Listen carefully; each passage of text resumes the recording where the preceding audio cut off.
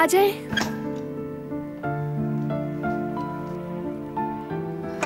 फारिग थी तो सोचा मैं आपके पास आ जाऊं। अच्छा किया गुल, आओ। भाभी मुझे तो लगा नीचे बहुत बड़ा तूफान आने वाला है, लेकिन बारान साहब ने फिर आपका साथ दिया। उसने कैसे बचाया, देखा तुमने? जी बिल्कुल, मैंने देखा। बारान साहब ऐसे ही हैं। हालात चाहे जितने भी बुरे हों, वो सच और झूठ में फर्क जानते हैं। मैंने जिहान के लिए किया। यही तो मैं भी कह रही हूँ। अगर उन्हें यकीन नहीं होता आपने सही किया तो वो आपका साथ नहीं देते। लेकिन फिर भी उसने जो कहा बिल्कुल सही था। मैं पैनिक हो जाती हूँ।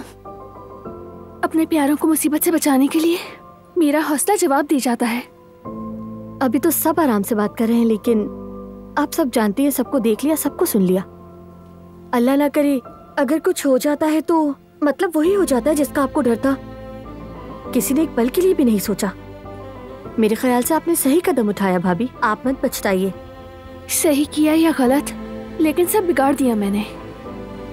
अब मुझे खुद भी नहीं पता कि इस सूरत हाल से कैसे निकलना है।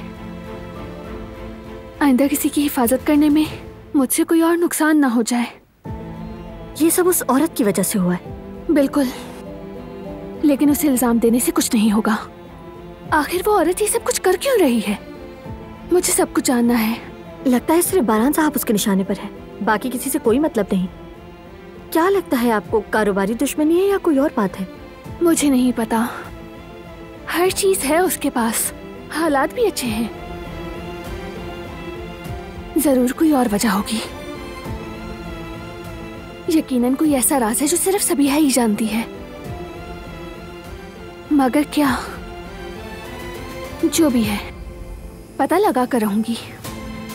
आप ये सब कैसे करेंगी भाभी? यहाँ से निकलना ही सबसे बड़ा मसला है। बारान के पास कुछ मालूमात है, शायद उसके जरिए कुछ पता चले। कोई तो सिरा हाथ आएगा। अल्लाह आपका मददगार हो भाभी। शुक्रिया गुल।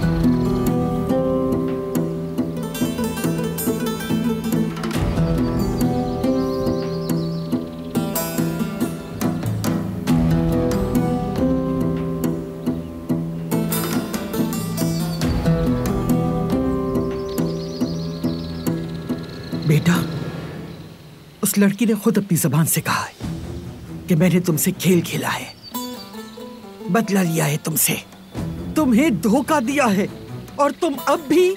मैं अब भी क्या दादी जान? बेटा, तुम अब भी उसकी तरफदारी कर रहे हो। किसी की तरफदारी नहीं कर रहा। जो ठीक है उससे ठीक, जो गलत उससे गलत कहता हूँ। तो फिर हम उस लड़की की बात पर कैसे यकीन करें? हम कैसे फर्क करें सच और झूठ में? मैं उसकी बात पर यकीन नहीं कर रहा। तो फिर तुमने वहां कहा कुछ क्यों नहीं? सबको खामोश क्यों करवा दिया? क्योंकि वो ठीक कह रही थी दादी जान। जिहान का दिमाग सुन था, कुछ भी समझ नहीं रहा था वो। शायद वो आदमी भी। खामोश, ऐसे अल्फाज भी मुंह से मत निकालो।